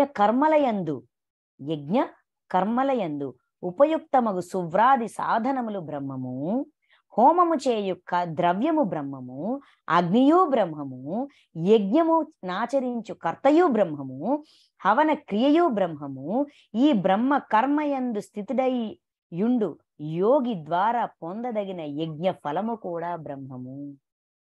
అంటే యజ్ఞ కర్మలయందు ఉపయుక్తమవు, యజ్ఞ కార్యములయందు అంటే యజ్ఞంగా భావించి చేసే కార్యములు, పనులు, యాక్టివిటీస్, స్పిరిచువల్ సర్వీస్, ఆధ్యాత్మిక సేవలు చేసేటప్పుడు ఉపయుక్తమగు ఆ సేవాభావంతో ఎప్పుడైతే మనం పని చేస్తూ ఉంటామో సువ్రాది సాధనలన్నీ బ్రహ్మము. ఏది కూడా ప్రతిదీ విశ్వంలోని భాగమే కదండి. ఇక్కడ బ్రహ్మము అంటే యూనివర్స్, బ్రహ్మాండం. మనలో సేవాభావం రావాలి అంటే ఇదంతా బ్రహ్మాండంలోని భాగమే. నాది నేను అనేది ఎక్కడ ఉంది? ఈ శరీరము ఇవ్వబడింది దేనికి? నేర్చుకోవాల్సింది నేర్చుకోవడానికి. ఈ ఆస్తి పాస్తి, ఇల్లు వాకిళ్ళు, బంధాలు ఇవ్వబడ్డాయి దేనికి? కర్మ రుణాలు తీర్చుకోవడానికి. ఇవన్నీ నావా అంటే నావే, నావా అంటే నావి కావు. ఎవరిది? బ్రహ్మాండంలో ఒక భాగం నేను ఉపయోగించుకుంటున్నాను. లాంగ్ లీజ్ కోసం తెచ్చుకున్న పదార్థాలు, లీజ్ పీరియడ్ కంప్లీట్ అయిన వెంటనే ఓనర్కి అప్పచెప్పియాలా? ఎవరు ఓనరు? బ్రహ్మాండము, విశ్వము. ఇదంతా విశ్వమే అయినప్పుడు, ఇదంతా విశ్వానిది అయినప్పుడు, ఈ వస్తువులన్నీ విశ్వంలోనే ఒక భాగం అయినప్పుడు సేవాభావంలో చేయడం కష్టమా? ఆలోచించండి. యజ్ఞ కార్యముల యందు ఉపయుక్తము సువ్రాది సాధనములు బ్రహ్మము. ఏ సాధన కూడా, మనం చేసే ఎటువంటి సాధన అయినా కూడా బ్రహ్మాండంలోని ఒక భాగమే. హోమము చేయబడు ద్రవ్యము బ్రహ్మము. అంటే ఇక్కడ మనం యజ్ఞంతో పోల్చుకుంటే హోమం చేయడానికి కట్టె పుల్లలు, ద్రవ్యము, నూనె, నెయ్యి, సంథింగ్ అన్ని వేస్తాం కదా. ఇవన్నీ ఎక్కడి నుంచి వచ్చాయి? బ్రహ్మాండంలో. అంటే పరమాత్మవి, విశ్వానికి సంబంధించినవి. అగ్నియు బ్రహ్మము, అగ్ని కూడా బ్రహ్మమే. యజ్ఞమును ఆచరించు కర్తయు బ్రహ్మము. అంటే ఎవరైతే చేస్తున్నారో వాడు కూడా విశ్వంలోని భాగమే. హవన క్రియయు బ్రహ్మము, ఆ చేసే ప్రక్రియ అది బ్రహ్మమే, అది కూడా విశ్వమే, యూనివర్సే. ఈ బ్రహ్మ కర్మ యందు స్థితుడై యుండు యోగి ద్వారా పొందదగిన యజ్ఞ ఫలము కూడా బ్రహ్మమే. ఈ సేవా భావంతో విశ్వంలోని వస్తువులన్నిటినీ ఉపయోగించుకుంటూ చేస్తున్న పని యొక్క ఫలితం కూడా విశ్వంలోనిదే, విశ్వం ఇచ్చినదే. సమస్తము బ్రహ్మందే, సమస్తము బ్రహ్మమే. అంటే బ్రహ్మాండందే. అంటే బ్రహ్మదేవుడు అని కాదు ఇక్కడ, బ్రహ్మాండం అంటే విశ్వం, యూనివర్స్. నాది నీది ఏముంది? అంతా విశ్వానిదే, అంతా విశ్వమై ఉంది. నేనే విశ్వమై ఉన్నాను, విశ్వమంతా నాలో ఉంది అనే భావనలో మనల్ని మనం ఉంచగలిగినప్పుడు సేవాభావం అనేది, అంటే యజ్ఞార్థము కర్తవ్య కర్మల్ని నిష్కామంగా నిర్వర్తించగలము. ఇది సాధ్యం అని ఈ శ్లోకం ద్వారా తెలియజేస్తున్నారు. 25వ శ్లోకం. కొందరు యోగులు దైవ పూజారూప యజ్ఞమును చక్కగా అనుష్ఠింతురు. మరికొందరు యోగులు బ్రహ్మాగ్ని యందు అనగా పరబ్రహ్మ పరమాత్మ రూపాగ్ని యందు అభేద దర్శన రూప యజ్ఞమును ద్వారా ఆత్మరూప యజ్ఞమును ఆచరింతురు. అంటే ఇక్కడ 2 రకాల యజ్ఞాల గురించి చెప్పారు. యజ్ఞము దైవ పూజ రూప యజ్ఞము అంటే ఆకారం, ఆకారాన్ని, ఒక ఆకారాన్ని ఊహించుకొని ఆ ఆకారాన్ని భావించుకొని ఆ ఆకారానికి సాధన చేయడం. అంటే ప్రతి సాధనని యజ్ఞంతో పోల్చారు. ఎలా సాధన చేస్తావు అనేది కాదు, ఆ సాధనలోన ఈ సేవాభావం అనేది రప్పించుకోవడానికి, మనలో సేవా తత్పరత అనేది పెంచుకోవడానికి రకరకాల సాధనలు ఉన్నాయి. కొంతమంది ఏంటి, దైవ పూజ రూప యజ్ఞము అంటే ఆకారం, దైవ పూజను ఆకారంతో అంటే ఆకారాన్ని ఊహించుకొని. ఇంకోటి ఏంటి, ఆత్మరూప యజ్ఞం అంటే నిరాకారం, అంతా పరమాత్మ, దైవానికి రూపం అంటూ లేదు, విశ్వమంతా నిండి ఉన్నారు. ఆ నిరాకార రూపాన్ని ధ్యానిస్తూ సాధన చేస్తూ ఆ కనెక్ట్ అవ్వడానికి చేసే ప్రయత్నం. అదొక రకం, ఇదొక రకం. కొంతమంది అలా చేస్తారు, కొంతమంది ఇలా చేస్తారు. నెక్స్ట్, కొందరు యోగులు శ్రోత్రాది ఇంద్రియములను సంయమన రూపాగ్నుల యందు హోమము చేయుదురు. శ్రోత్రాది అంటే స్తోత్రాలు, శ్రోత్రాది ఇంద్రియములు అంటే వినడం, పంచేంద్రియాలు, ఇంద్రియాల ద్వారా యజ్ఞం, హోమం చేయుదురు అంటే సంయమనం, ఇంద్రియాల్ని సంయమనం చేసుకోవడం, బ్యాలెన్స్ చేసుకోవడం. అంటే నేను ఇంద్రియాల్ని బ్యాలెన్స్ చేస్తే, ఇంద్రియాల్ని కంట్రోల్ చేయగలిగితేనే మనం విశ్వంతో, పరమాత్మతో కనెక్ట్ అవ్వగలము, ఈ సేవ తత్పరతలోకి రాగలము, నిష్కామ కర్మల్ని యజ్ఞార్థము నిర్వర్తించగలము. కాబట్టి ముందు ఇంద్రియాల్ని కంట్రోల్ చేద్దాం, ఇంద్రియాల్ని సంయమనం చేద్దాం. శ్రోత్రాది అంటే వినికిడి, చూపు, గ్రహణ శక్తి, ఇవన్నీ అంటే పంచేంద్రియ శక్తులు, వాటిని సంయమనంలో బ్యాలెన్స్ చేసుకుంటూ, బ్యాలెన్స్ చేసుకునే ప్రయత్నం చేస్తూ అదొక సాధన, దాన్ని కూడా యజ్ఞం అన్నారు. ఓకే. మరికొందరు యోగులు శబ్దాది సమస్త విషయములను ఇంద్రియ రూపాగ్నుల యందు హవనము చేయుదురు. శబ్దం అంటే మంత్రశక్తి, మంత్రశక్తి కాదు, చూడండి, యోగులు శబ్దాది సమస్త విషయములను ఇంద్రియ రూపాగ్నుల యందు అంటే ఇంద్రియాలు, వాటి యొక్క ఏమంటాము, జ్ఞానము, వాటన్నిటినీ కూడా సాధన చేస్తూ వాటితో కనెక్ట్ అవుతూ ఇలా సాధన చేయడం, ఇదొక రకం. నెక్స్ట్, అంటే దానికి అర్థం కూడా చెప్తున్నా చూడండి. అనగా యోగులు మనోనిగ్రహము ద్వారా ఇంద్రియములను అదుపు చేయుదురు. అంటే మనసు, వీటన్నిటికీ హెడ్ క్వార్టర్స్ ఎవరు? ఇంద్రియాలు, వాటి యొక్క శక్తులు అంటే వినికిడి, చెవులుంది వినికిడి, కళ్ళున్నాయి చూపు, నోరుంది రుచి, ఇలాగా చర్మం ఉంది స్పర్శ జ్ఞానం. ఈ వీటన్నిటికీ హెడ్ ఆఫీస్ ఎవరయ్యా అంటే మనస్సు. సో మనస్సుని నియంత్రిస్తూ, మనసుని కంట్రోల్ చేస్తూ సాధన చేయడం, ఇదొక రకం. ఓకే. కొంతమంది ఇలా చేస్తారు. తత్ఫలితంగా శబ్దాది విషయములు ఎదురుగా లేకున్నను వాటి ప్రభావము మరి ఇంద్రియాలపై ఏమాత్రం ఉండదు. ఎప్పుడైతే మనసుని నియంత్రిస్తారో శబ్దాది విషయాలు ఉన్నా లేకపోయినా ప్రభావం ఉండదు, వాటి ఎఫెక్ట్ ఈ వ్యక్తి మీద ఉండదు. ఈ విధంగా సాధన. ఇప్పుడు ఏంటి, 4 రకాలు చెప్పారు. ఒకటి దైవ పూజ రూప యజ్ఞము, రెండోది ఆత్మరూప యజ్ఞము, మూడోది స్తోత్రాది ఇంద్రియముల సంయమన రూప యజ్ఞము, నాలుగోది శబ్దాది విషయములు అంటే మనోనిగ్రహం ద్వారా మనస్సుని నిగ్రహించుకుని ఇంద్రియాల్ని హవనం చేయడం. అంటే మనస్సునే సమిధగా, ఇంద్రియాల్ని సమిధగా, భావననే, ఆకారం అనే భావననే సమిధగా, నిరాకారం అనే భావననే సమిధగా, ఇలాగా హవనం. ఇవన్నీ రకరకాల యజ్ఞాలు. యజ్ఞాలంటే తనని తాను సాధనా మార్గంలో ఉంచుకోవడానికి చేసే ప్రయత్నాలు. ఓకే. నెక్స్ట్ 27, మరికొందరు యోగులు ఇంద్రియముల క్రియలను ప్రాణముల క్రియలను అన్నింటినీ జ్ఞానముచే ప్రకాశితమైన ఆత్మ సంయమ రూప యజ్ఞములో హవనము చేయుచుందురు. ఇంద్రియముల క్రియలను, ప్రాణముల క్రియలను అన్నింటినీ జ్ఞానముచే అంటే నా ఇంద్రియాలు ఎందుకు ఇలా పనిచేస్తున్నాయి, నా ఇంద్రియాలు నాకేం నేర్పిస్తున్నాయి, ఆ తర్వాత నా ప్రాణములు, నా ప్రాణములు నాకేం నేర్పిస్తున్నాయి అంటే నా భావనలు, నా యాక్టివిటీసు నాకు ఏం నేర్పిస్తున్నాయని ప్రతిదీ కూడా జ్ఞాన కోణంలో చూడగలుగుతూ ఆత్మ సంయమన యోగ రూప యజ్ఞము, ఆత్మని సంయమనంలో బ్యాలెన్స్ లో ఉంచుకోగలగడం ట్రై చేస్తారు. అట్టివారు పూర్తిగా పరమాత్మ యందే స్థితులై ఉందురు. పూర్తిగా పరమాత్మ తత్వాన్ని అవగాహన చేసుకోవడం మీదే కాన్సన్ట్రేషన్ ఉంటుంది. అప్పుడు ప్రాణ ఇంద్రియముల స్వభావం వారిపై ఏ మాత్రము ఉండదు. ఏలనన వారి బుద్ధి యందు పరమాత్మ మాత్రమే నిలిచి ఉండును.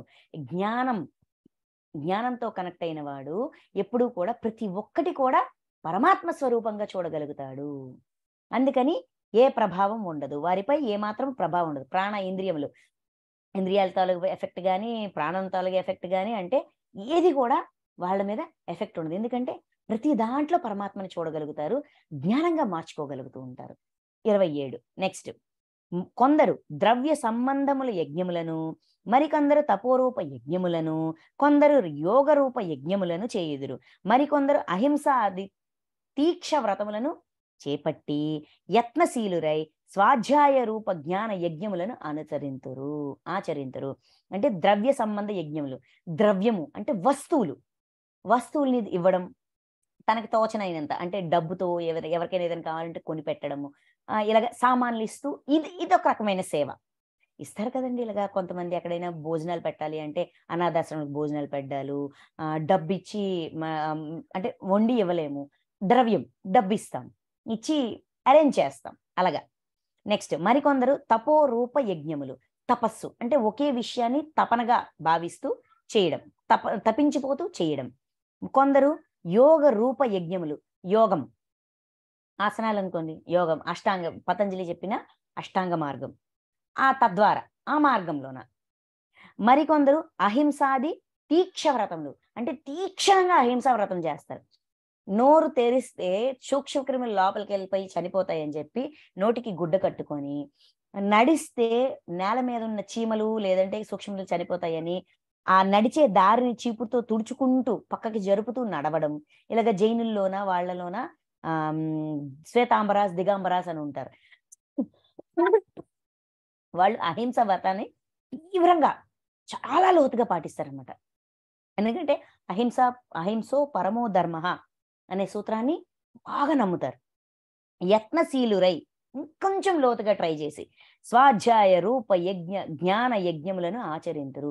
స్వాధ్యాయం, అధ్యయనం, తనని తాను అధ్యయనం చేసుకుంటూ, అదే విధంగా మాస్టర్స్ యోగులు చెప్పిన స్వాధ్యాయం. ఇప్పుడు మనం గీతా జ్ఞాన యజ్ఞం, నాకు అర్థమైన విషయాన్ని నలుగురికి చెప్పడం. నేనేమైనా ఎక్కడి నుంచో తెచ్చానండి, అదేం కాదు కదా. వంశీ సార్ చెప్పిన విషయాల్ని నేను అర్థం చేసుకో, నా అనుభవంతో ఆయన చెప్పినప్పుడు నాకు అది పరధర్మం, దాన్ని స్వధర్మంగా మార్చుకొని, అంటే ఆచరిస్తూ విన్నదాన్ని విశ్లేషించి ఆచరించిన దాన్ని జ్ఞానంగా మార్చుకున్న దాన్ని పంచిపెట్టడం. ఇది స్వాధ్యాయ రూప జ్ఞాన యజ్ఞం. అంటే జ్ఞానం, తెలుసుకున్న జ్ఞానాన్ని నలుగురికి పంచిపెట్టడం. ఇదొక ప్రాసెస్. ఇంకా 29, 32 కలిసి ఉంటాయి. కొందరు యోగులు అపాన వాయువునందు ప్రాణవాయువును, మరికొందరు ప్రాణవాయువునందు అపానవాయువును హవనము చేయుచుందురు. అంటే ప్రాణ అపాన క్రియలు ఈ ద్వారా, అంటే ఇలాగా ప్రాణవాయువుని కరెక్ట్ గా లంఘించగలిగితే మనము పరమాత్మతో కనెక్ట్ అవ్వచ్చు అనే భావనతో అటువంటి సాధన. ఇంకనూ కొందరు నియమితార్థాహార నిష్ఠితులై, అంటే కొంచెం ఫుడ్ తీసుకోవడం, నియమిత ఆహార నిష్ఠితులై ప్రాణాయామ పరాయణులైన ప్రాణపాన గమనములను నిలిపి ప్రాణములు యందే హవనము చేయుచుందురు. అంటే లిమిటెడ్ ఫుడ్ తీసుకుంటూ ప్రాణాపాయం, అంటే ఈ ఆసనాలు, ఈ ప్రాణము అంటే అపానవాయునందు ప్రాణవాయువును, ప్రాణవాయునందు అపానవాయువును సంధించగలుగుతూ అలా చేస్తూ అటువంటి సాధనతో ఈ బ్రహ్మరంధ్రం ద్వారా పరమాత్మతో కనెక్ట్ అవ్వాలి అనే ప్రాసెస్. అదొక ప్రాసెస్.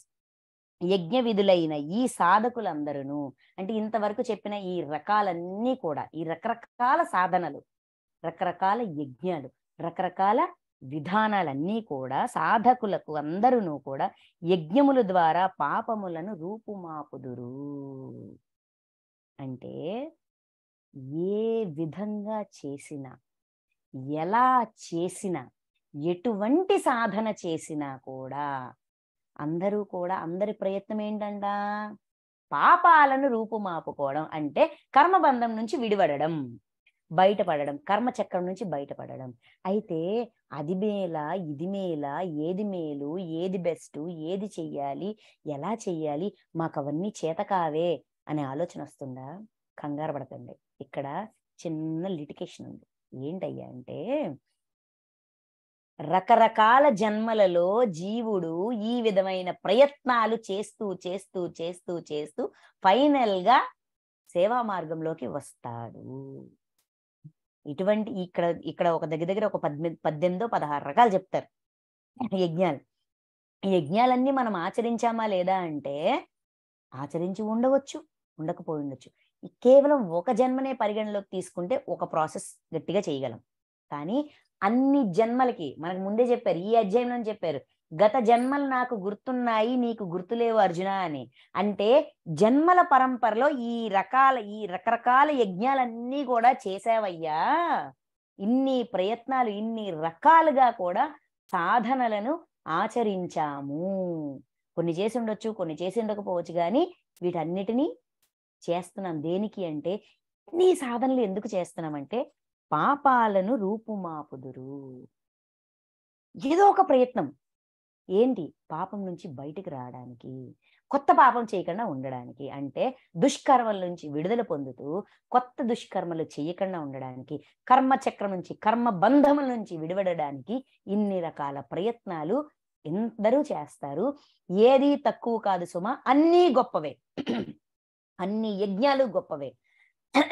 నీ మార్గం గొప్పది, నా మార్గం గొప్పది, మీది పనికిరానిది, మాది పనికొచ్చింది, మీది వేస్ట్, ఇలాగ ఎవరిని విమర్శించడానికి వీల్లేదని చెప్పడానికే ఇంత వివరంగా ఇన్ని రకాల యజ్ఞాల గురించి చెప్పారు. అంటే ఇవన్నీ సాధనా మార్గంలోన ఒక్కొక్క దారి, చేరాల్సిన గమ్యం ఒకటే, రకరకాల మార్గాలు. ఎవరికి ఏ మార్గం మీద ఒక కాన్ఫిడెన్స్ ఉందో, ఒక ఇష్టం ఉందో, ఒక తపన ఉందో వాడు ఆ మార్గంలో ప్రయత్నం చేస్తారు. ప్రయత్నం చేస్తే కదా మనం ముందుకు వెళ్ళగలిగేది. ఆ ప్రయత్నం, ఏ ప్రయత్నము కూడా తక్కువ కాదు. అన్ని ప్రయత్నాలు గొప్పవే. ఎవరిని విమర్శించొద్దు. నేను చేసే ధ్యానమే గొప్పది, వాళ్ళు చేసేది తక్కువ, వీళ్ళు చేసేది వేస్ట్, నీది కరెక్ట్ కాదు, నీది కరెక్ట్ కాదని ఎవరిని, ఏ సంస్థని, ఏ సాధనని కూడా విమర్శించే అధికారం ఎవ్వరికీ లేదు. ఎందుకంటే ఆయనే రౌండ్ సీల్ వేసి రాజముద్ర వేశారు, అన్నీ గొప్పవే. పరమాత్మ స్వయంగా స్వీకరించి అంగీకరించిన దాని మీద మనం ఎవరమండి విమర్శలు చేయడానికి? సో విమర్శ ఎందుకు చేయకూడదు? నో కంప్లైంట్స్, నో జడ్జ్మెంట్ అని పిఎస్ఎస్ఎం సొసైటీ, సద్గురుస్ మూవ్మెంట్ ఎందుకు అంత గట్టిగా పట్టుబడుతుంది అంటే రైట్ లేదు. ఎందుకంటే ఈ రోజు మనం ఎవరినైతే విమర్శిస్తున్నామో ఒకప్పుడు మనం అదే కాబట్టి, ఆ మెట్టు మించి ఈ మెట్టు మీదకి వచ్చాం కాబట్టి మనకు విమర్శించే అధికారం లేదు. ఒకప్పుడు మనం అదే, మనం ఒకప్పుడు అదే స్థితిలో ఉన్నాము, వాడు మన స్థితికి రావడానికి గ్యారంటీ ఏముంది? ఆ మెట్టు మీద ఉన్నవాడు కొన్నాళ్ల తర్వాత ఈ మెట్టు మీదకి రావడానికి గ్యారంటీ ఏముంది? ప్రతి ఒక్క సాధనకి ఫలితం ఉంటుంది. ఆశించకుండా చేసినప్పుడు దాని ఎఫెక్ట్ తెలుస్తుంది. సో ఈ రోజు 16వ శ్లోకం నుంచి 30వ శ్లోకం వరకు కర్మతత్వం యొక్క నిగూఢత్వం యొక్క సూత్రం ఏంటయ్యా అంటే, కర్మలో అకర్మను, అకర్మలో కర్మను చూడగలిగిన వాడు బుద్ధిశాలి. అది ఎలా సాధ్యం? ఇలా సాధ్యం. 19, 20, 21, 22, 23 ఈ 5 శ్లోకాల్లో అందించిన విశేషం జ్ఞానం చాలా లోతైనది, చాలా ఉన్నతమైనది. చాలా ఎగ్జాంపుల్స్ తో ఒక 10 రోజులు చెప్పుకోవచ్చు. బట్ మనకు అంత టైం లేదు కాబట్టి సింపుల్ గా చెప్పుకొని ఇక్కడతో క్లోజ్ చేసేద్దాం friends. Thank you masters, thank you so much. Krishna పరమాత్మకి కోటి కోటి కోటి కృతజ్ఞతలు.